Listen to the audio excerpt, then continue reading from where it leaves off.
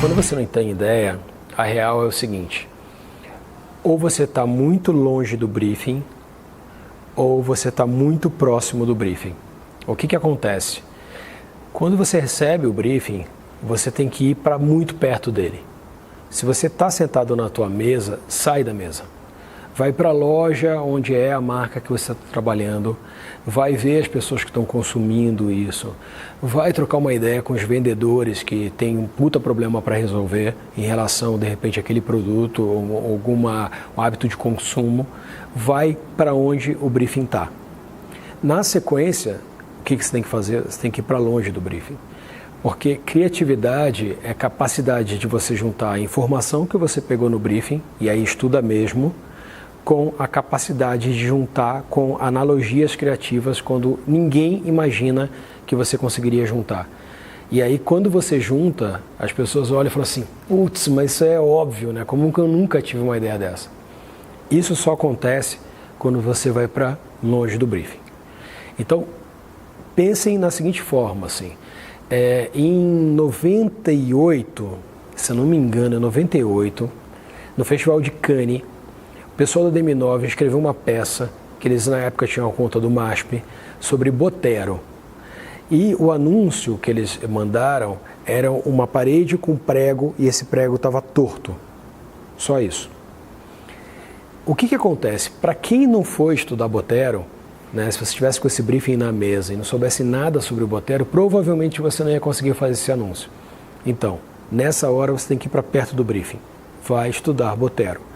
E estudando Botero você percebe que o Botero só pintava pessoas gordinhas, pessoas obesas, que para aquela época lá era, né, o modelo de beleza da época renascentista, inclusive. Então o que acontece?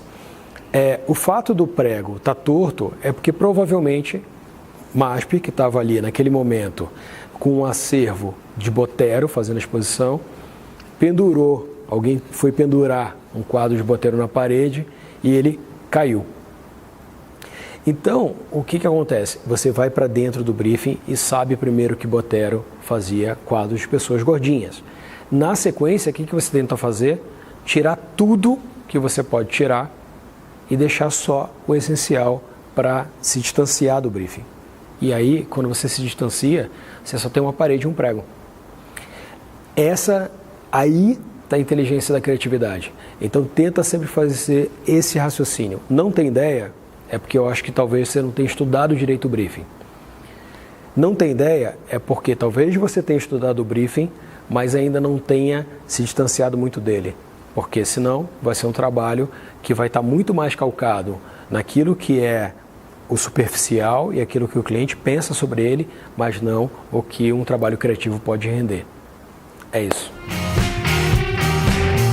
A primeira coisa que você tem que pensar quando você recebe um briefing quadrado é: isso vai acontecer muito na sua vida. Muito pelo contrário, assim, a gente recebe muito mais briefing quadrado do que a gente pode imaginar. No final das contas, quando você vê prêmios e tudo mais, foram só os briefings que vieram redondo, na real, assim, sabe? Tem bolas quadradíssimas aí. Então eu vou contar um caso que aconteceu comigo que foi muito bacana.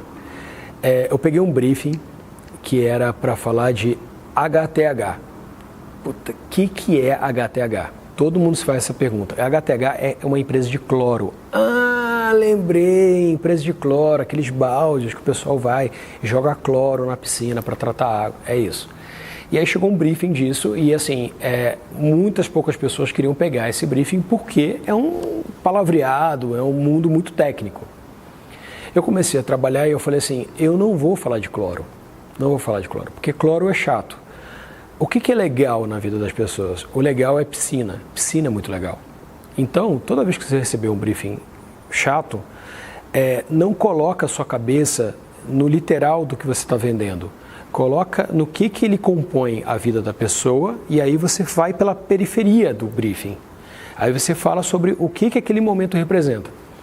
E aí eu lembro que, assim, eu fiz algumas ideias e tudo, e uma delas era o seguinte: era um campeonato de surf de ondas artificiais.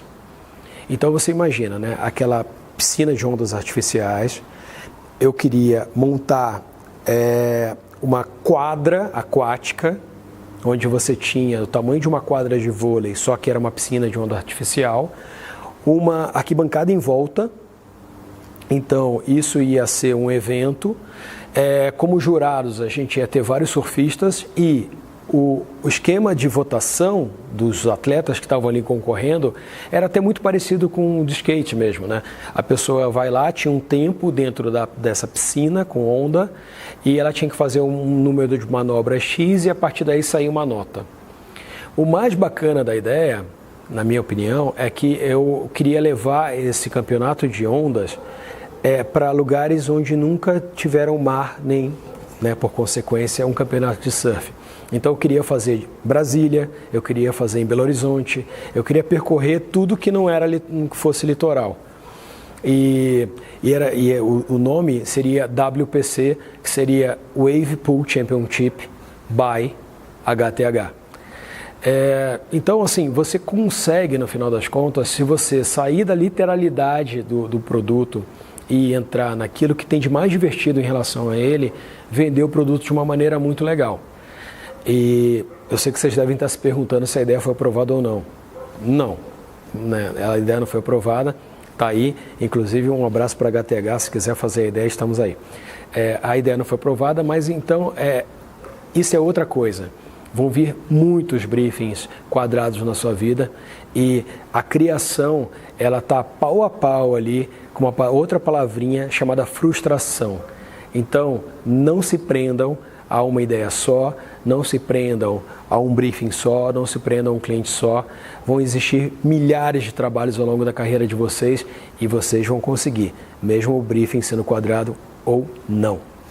Então, nos vemos aí, tá bom? Abraço!